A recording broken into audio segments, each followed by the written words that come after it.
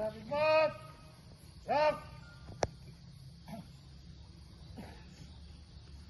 Assalamualaikum warahmatullahi wabarakatuh. Selamat pagi, salam sejahtera buat kita semua. Yang saya hormati Bapak-Bapak pimpinan, Bapak Ibu pimpinan, rekan-rekan sekalian yang dirahmati Tuhan Yang Maha Kuasa. Pertama sekali, marilah kita menyampaikan syukur kehadirat Allah SWT, Tuhan Yang Maha Kuasa. Pada hari ini kita masih keadaan sehat walafiat. Selanjutnya, salam salam senantiasa kita hadiahkan ke hari panjang besar kita Muhammad SAW. Mudah-mudahan kita memperoleh syafaat beliau. Amin ya rabbal alamin.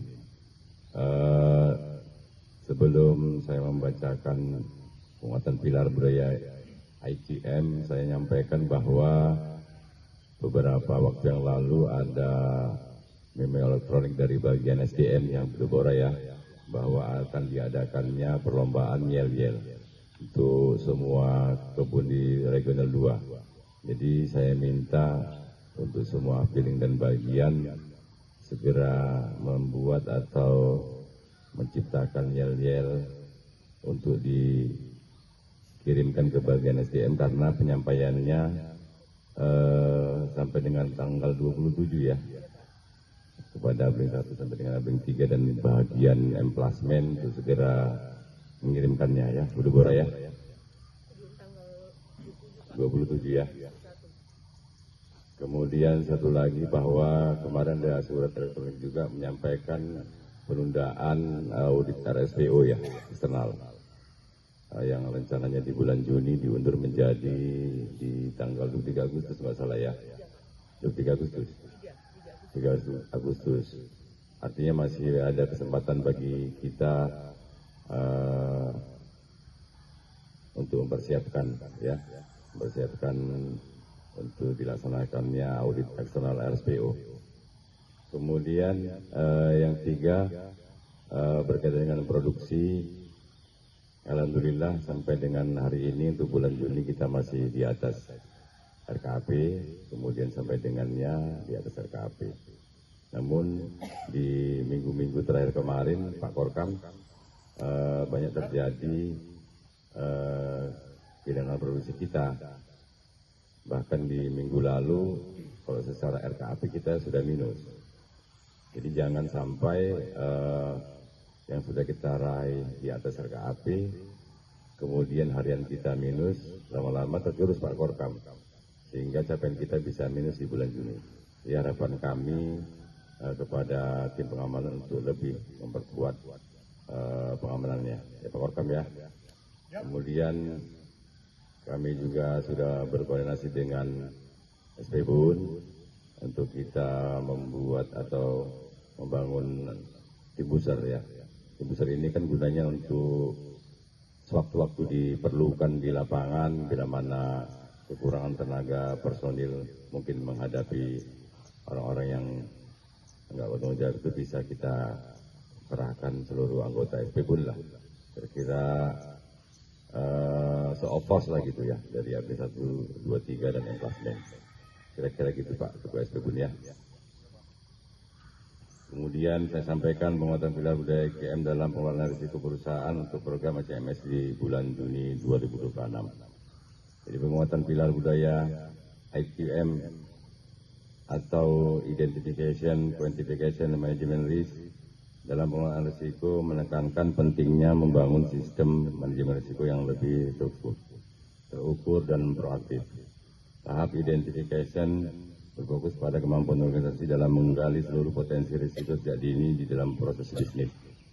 Tahap quantification digunakan untuk menilai tingkat dampak dan kemungkinan terjadinya risiko secara objektif sehingga dapat menjadi dasar prioritas penanganan.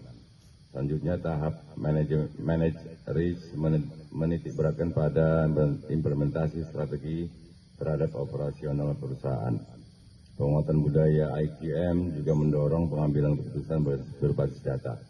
Dengan penerapan yang konsisten, IQM diharapkan dapat meningkatkan ketahanan organisasi, meminimalkan potensi kerugian, serta mendukung pencapaian target kinerja perusahaan secara berkelanjutan dan sesuai prinsip tata kelola yang baik.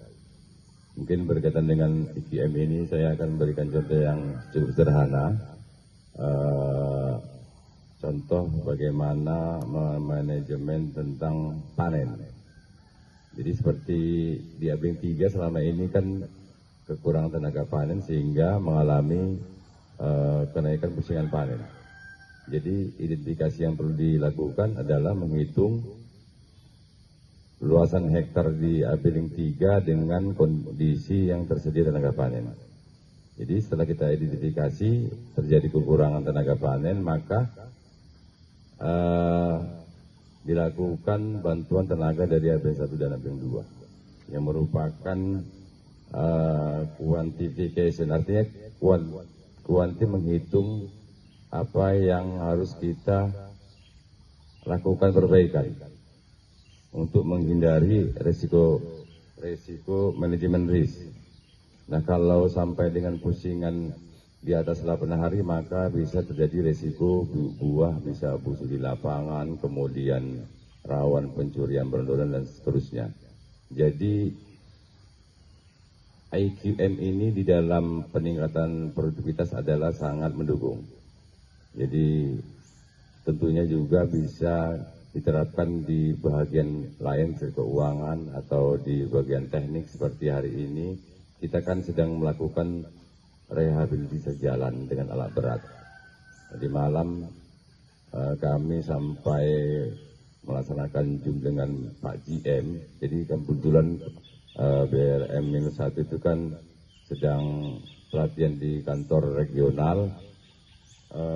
Belakangan memang berkaitan dengan geoinfrastruktur ini dan geohome ini jadi perhatian dari OH2. Alhamdulillah kita di geohome sudah selesai ya Bu Deborah ya. Kemudian di geoinfrastruktur pun sudah kita lakukan inputan. Memang saat ini sedang mengalami perbaikan sistem. Jadi ada beberapa kebun yang memang inputannya itu tidak dikerjakan. Masalahnya sekarang yang di geoinfrastruktur ini dikoordinir oleh bagian tekpol. Sementara ada juga alat berat kita yang di TBM itu tidak menjadi tidak dilakukan inputan sebenarnya. Makanya tadi malam kalau saya lihat apa yang diinput di geoinfrastruktur itu adalah alat grader dan vibrator dari bagian teknik ya Pak Rabi ya. Pak Rabi ada. Jadi betul-betul kita kerjakan karena ini merupakan ada penilaian sampai-sampai OH itu buat grup tersendiri dia ikut memantau kegiatan perbaikan jalan dengan grader dan pembangunan. Tujuannya apa? Tujuannya untuk memonitor JKT yang terrealisasi di lapangan, kemudian upaya untuk meminimalisir terjadinya restan. Ini termasuk salah satu IKM juga itu ya Bu Deborah ya. Bagaimana mengidentifikasi kondisi jalan kita, terus bagaimana kebutuhan JKT untuk menyelesaikan kendala, kemudian perbaikan jalan bisa memperlancar angkutan TBS kita di lapangan. Saya kira itu yang bisa saya sampaikan. Mudah-mudahan ke depan kebun pasir